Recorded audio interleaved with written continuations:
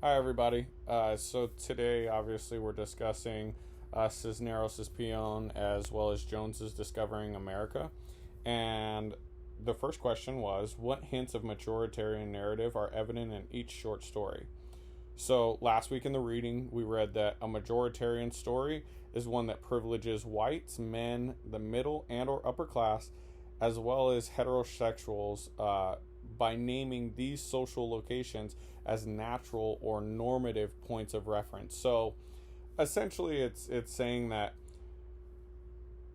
the privileged in our society being the norm. That's what's normal. So in Cisneros' Peon, uh, the narrator speaks about the difficulties of being a woman when you are no longer a child.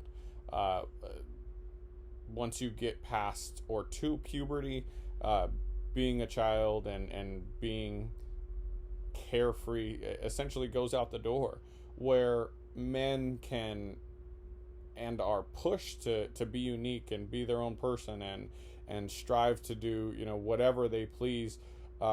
Women after a certain point are become objects of men. They're not their own people, and they are uh, pushed to be one way, to act one way. In the reading, in this short story, Pion talks about the volatility of being a woman and issues of weight and things of that nature, and how it's dragging dragging on, and I think one of the things that we have to really focus on there is that this narrative of the way that women are supposed to act and supposed to be is tiring, and it's a pressure that's completely unnecessary. And so, you know, that that majoritarian narrative of how women are supposed to act and be, is something that I think is extremely prevalent in that short story, and should be a focus in real life. The second is Jones's Discovering America. And so when we talk about a majoritarian story that privileges whites, that's exactly what that is. Nobody ever comes up to a white person and asks them questions about really being white, or makes jokes or things of that nature with being white with another white person.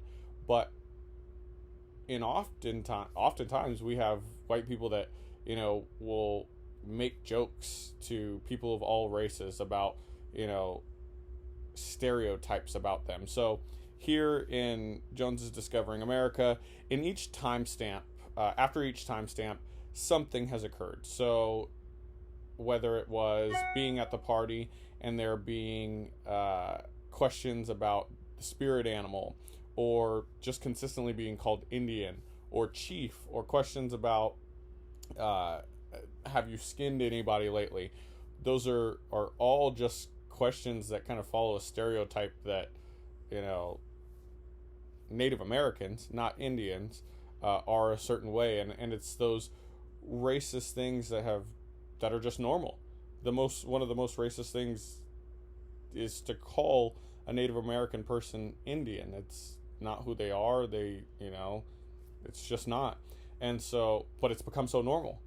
People, without even knowing it, will call people Indians, and they're not Indians. We have sports teams, the Redskins or the Indians, names that are extremely, extremely discriminatory, that have just become social norms. And I think that's what's portrayed heavily in Jones's Discovering America. Now, uh, how does each author's piece respond to these majoritarian stories and assert his or her own individual voice and truth? So, uh, with Cisneros' Peon, I talked about how there was issues of having to drag her body, or dealing with issues of weight and things like that.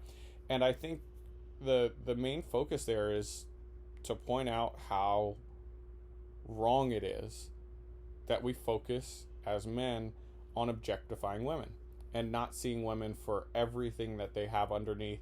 And regardless of how they look on the outside, that's who they are and that's who they choose to be, and we should have no say over that. And I think that the weight and the pressure of everything us as men put on women is essentially what she's trying to point out there. And in Jones's Discovering America, the way I perceived it was the narrator could only spend so much time in each place. There was always some type of racial slander, or whether it be, whether it was supposed to be comedic or not, it's racism. And, they could only, spend so much time in one place. And I think one of the things to note as well is Native Americans are Native Americans. They're not Indians, right? So they are native to this land, and yet they can't find a place to be comfortable in land that they're native to before all of our ancestors, unless you are Native American. They're native to this place, and yet jokes have become a norm in their own homeland.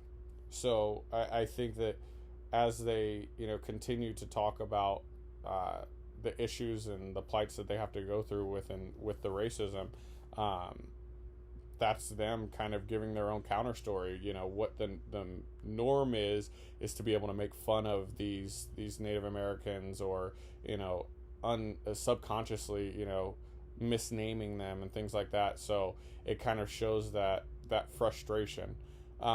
So the third thing we had to do here was offer a discussion for everybody to ponder. And so my question is, how do we essentially get rid of these majoritarian narratives? How do we get rid of the norms of white men as well as women, I guess, and the middle or upper class, as well as heterosexuals having the norm, being the norm? Why, how can we progress to a point where everyone just being unique and their own is the norm? And how do we stop being so focused on things of race and gender and sex, and sexual preference? How do we eliminate the norms and kind of eliminate the majoritarian stories? How do we get rid of that, and have a more equal society?